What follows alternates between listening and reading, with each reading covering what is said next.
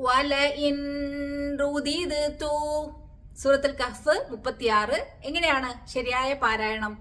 വലഇൻ റുദിദ്തു. വിശദാംശം നോക്കാം. രണ്ട് കൂട്ടരെയാണ് നമ്മൾ ഇന്നിവിടെ ശ്രദ്ധിക്കേണ്ടത്.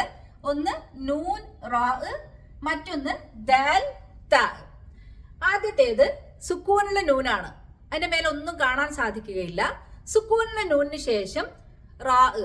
ഇദ്ഗാം ബിലാ ഉന്നയാണ് അവിടുത്തെ നിയമം. ഇദ്ഗാം എന്ന് പറഞ്ഞാൽ ലയിപ്പിക്കുക. അപ്പൊ നമ്മൾ നൂനിനെ, സുക്കൂനുള്ള നൂനിനെ റായിലോട്ട് ലയിപ്പിച്ചു. അത് കാരണമാണ് റാഇന്റെ മേലെ ആര് വന്നിരിക്കുന്നത്? ഷദ് വന്നിരിക്കുന്നത്. അപ്പൊ റാഇനെ നമ്മൾ ഷദ് ഇട്ടുകൊണ്ട് വേണം ഉച്ചരിക്കാൻ. ബിലാ ഗുന്ന, ലാ ഗുന്ന, ഗുന്ന പാടില്ല, അല്ലെങ്കിൽ അവിടെ രാഗം പാടില്ലാത്തത് കൊണ്ട് തന്നെ അങ്ങനെ ഓതാൻ പാടില്ല. നൂനിന്റെ ശബ്ദമേ കേൾക്കാൻ പാടില്ല. നൂനിന്റെ ശബ്ദമേ കേൾക്കാൻ പാടില്ല. നൂനിനെ കംപ്ലീറ്റ് ആയിട്ട് നമ്മൾ എങ്ങോട്ട് ലയിപ്പിച്ചു? റായിലോട്ട് ലയിപ്പിച്ചു. ഈ ഹംസയിൽ നിന്ന് നേരെ എങ്ങോട്ട് പോണം? റായിലോട്ട് പോണം. വലഇറു, വലഇറു. ഇനി രണ്ടാമത്തെ കൂട്ടരെ നോക്കാം.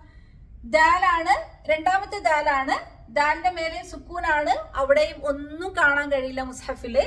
നെക്സ്റ്റ് വന്നിരിക്കുന്നത് ഹറക്കത്തുള്ള താ ആണ്. ഈ ദാലിനെ, സുക്കൂനുള്ള ദാലിനെ നമ്മൾ എന്താക്കി? തായിലോട്ട്, ഹറക്കത്തുള്ള തായിലോട്ട് ഇദ്ഗാം ചെയ്തു. മുത്തജാനിസീൻ എന്നാണ് പറയാ. അതായത് ഇതിന്റെ രണ്ടിന്റെയും മഖ്റജ്, ഉത്ഭവസ്ഥാനം ഒന്നാണ്, സിഫാത്ത് വ്യത്യസ്തമാണ്. ഉത്ഭവസ്ഥാനം ഒന്നായതുകൊണ്ട് തന്നെ സുക്കൂനുള്ള ദാലിനെ നമ്മൾ എങ്ങോട്ട് ലയിപ്പിച്ചു? നമ്മൾ തായിലോട്ട് ലയിപ്പിച്ചു. അപ്പോഴാണ് തായിന് എന്ത് വന്നത്? ഷദ് വന്നത്. അപ്പൊ ഈ ദാലിനെ നമ്മൾ കേൾക്കാൻ പാടില്ല.